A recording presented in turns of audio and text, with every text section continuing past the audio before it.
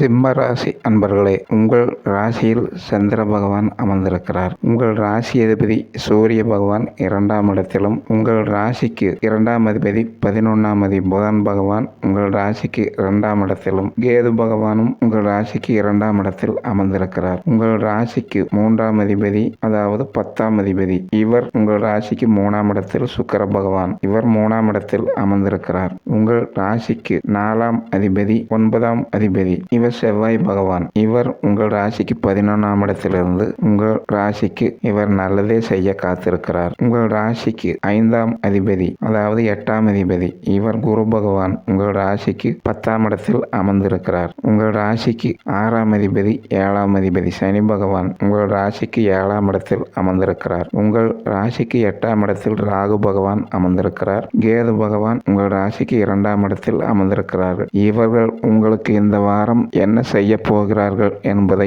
கூறுகிறேன். உங்கள் ராசியில் சந்திர பகவான் ஒரு நாள் மாத்திரம் இருப்பார். 2ஆம் இடம், 3ஆம் இடம், 4ஆம் இடம் சஞ்சாரம் செய்வார். இவர் 2ஆம் இடத்திலும் 3ஆம் இடத்திலும் ஓரளவுக்கு நல்லது செய்வார். 4ஆம் இடத்தில் பலன்கள் வழங்க மாட்டார். 4ஆம் இடத்தை குரு பார்ப்பதால் ஓரளவுக்கு நல்ல பலன்களும் இருக்கும். மொத்தத்தில் சந்திரனால் உங்களுக்கு கெடு பலன்கள் அதிகமில்லை. ஓரளவுக்கு உடல் ஆரோக்கியம், மனதைரியம் இவற்றை சந்திரன் உங்களுக்கு தருகிறார். சந்திரன் உங்களுக்கு நல்லதை அதிகம் செய்கிறார். கெடுபலன் குறைவு. சந்திரனால் உங்களுக்கு எந்த கஷ்டங்களும் இருக்காது. அடுத்து உங்கள் அதிபதி, ராசி அதிபதி சூரிய பகவான் 2ஆம் இடத்தில் அமர்ந்து உங்களுக்கு கோபங்களையும் சில வாக்குவாதங்களையும் நீங்கள் சந்திக்க வேண்டியிருக்கும். குடும்பத்தில் சண்டை சச்சரவுகள் அதிகமாக இருக்கும். இருந்தாலும் குரு பகவான் பார்ப்பதால் இவற்றையெல்லாம் நீங்கள் சிறிது சமாளித்துக் கொள்வீர்கள். சூரிய பகவான் 2ஆம் இடத்தில் இருப்பது அவ்வளவு நல்லதல்ல. உங்களுக்கு பண கஷ்டங்களையும் வாக்குவாதங்களையும் சண்டைகளையும் அதிகமாக இருக்கும். இவர் குரு பகவானால் நீங்கள் இதையெல்லாம் சமாளித்துக் கொள்ளலாம். அடுத்து உங்கள் ராசிக்கு 3ஆம் அதிபதி, அதாவது 10ஆம் அதிபதி சுக்கிர பகவான் உங்கள் ராசிக்கு 3ஆம் இடத்தில் அமர்ந்திருக்கிறார். சுக்கிரன் 3ஆம் இடத்தில் அமர்வது மிக நல்ல பலனே. இவர் சுக்கிரன் உங்களுக்கு நல்ல தைரியத்தையும் சகோதர உதவிகளையும் மனதைரியம். இவர் பார்வை உங்கள் ராசிக்கு 9ஆம் இடத்தில் பதிவதால் உங்கள் தந்தைக்கும் மிக நல்ல பலன்களை சுக்கிர பகவானால் நடக்கும். இவர் 11க்கு அதிபதியாக இருப்பதால் இது நல்லதே. உங்களுக்கு தொழில் லாபங்களையும் மற்ற நல்ல பலனே உங்களுக்கு அதிகமாக சுக்கிர பகவானால் நடக்கும். உங்கள் ராசிக்கு 4ஆம் அதிபதி, அதாவது 9ஆம் அதிபதி செவ்வாய் பகவான் உங்கள் ராசிக்கு 11இல் அமர்ந்து இவர் ஓரளவுக்கு நல்ல பலன்களை உங்களுக்கு வழங்குவார். 4ஆம் இடத்தை குரு பார்ப்பதால் உங்களுக்கு வீடு, வண்டி,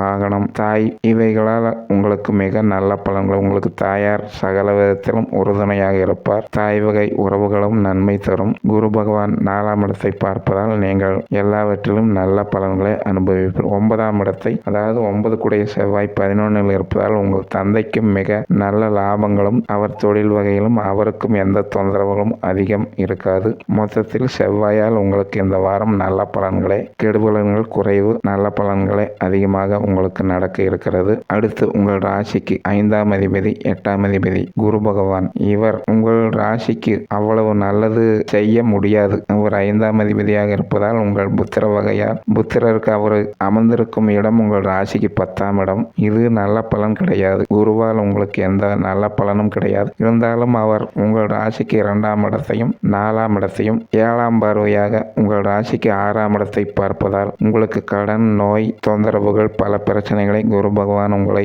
கவனித்துக் கொள்வார். குருவால் உங்களுக்கு கெடுபலன்கள் அதிகம் இல்லை. ஒரு மீடியம் சம பலன்களை உங்களுக்கு குரு பகவான் வழங்குகிறார். அடுத்து உங்கள் ராசிக்கு, அதாவது 6ஆம் அதிபதி 7ஆம் அதிபதி சனி பகவான், சனி பகவான் உங்களுக்கு கண்டச்சனியாக இருக்கிறார். இனியும் உங்களுக்கு சனி பகவான் தொல்லை 3 வருடங்களுக்கு நீடிக்கும். சனி உங்களுக்கு நல்லது செய்ய மாட்டார். உங்கள் மனைவி வகை பிரச்சனைகள், வெளிவட்டார நண்பர்கள் பிரச்சனைகள் எல்லாம் சற்று மேலோங்கி இருக்கும்.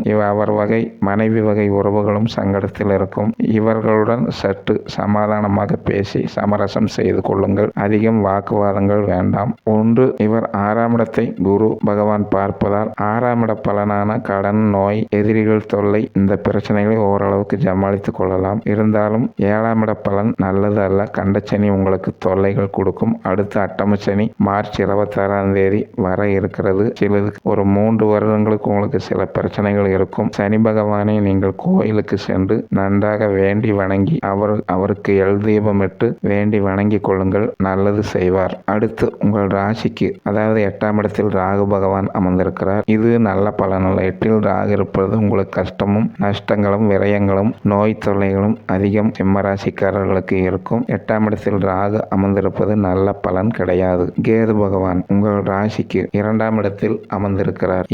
இவரும் உங்களுக்கு நல்ல பலன் வழங்க மாட்டார். இருந்தாலும் 2ஆம் இடத்தை குரு பார்வை இருப்பதால் நீங்கள் 2ஆம் இட பலனால் கேது பகவானால் ஏற்படவிருக்கும் கஷ்டம், சண்டைகள், குடும்ப பிரச்சனைகள் இவற்றை நீங்கள் சமாளித்துக் கொள்வீர்கள். ஓரளவுக்கு இந்த பலன்களை நீங்கள் சமாளிக்கலாம். மொத்தத்தில் இந்த வாரம் உங்களுக்கு நல்லதும் கெட்டதும் கலந்து கெடுபலன்கள் குறைவாகவும் நல்ல பலன்கள் சிறிது அதிகமாகவே இருக்கிறது. நீங்கள் சிவன் கோயிலுக்கு சென்று சிவபெருமானை வேண்டி வணங்கி உங்களுக்கு வர இருக்கும் கஷ்டங்களை, அதாவது கண்டச்சனியால் நடக்க இருக்கும் கஷ்டங்களை நவகிரக வழிபாடுகள் செய்து அவற்றை சற்று கவனத்தில் கொண்டு நீங்கள் கோயிலுக்கு சென்று வேண்டி வணங்கிக் கொள்ளுங்கள். உங்கள் கஷ்டங்கள் தீரும். சுபம்.